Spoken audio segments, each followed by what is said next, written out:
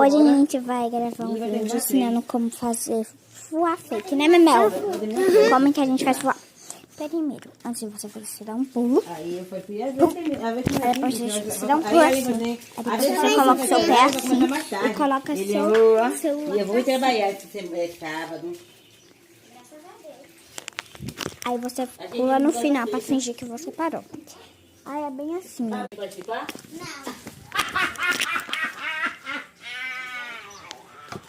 Chega me dar tonteira agora.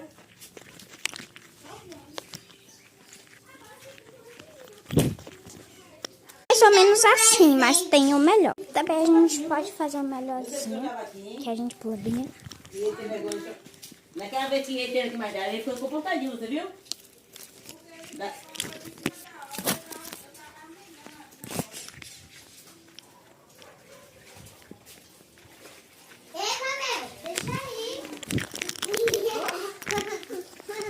Mais ou menos assim.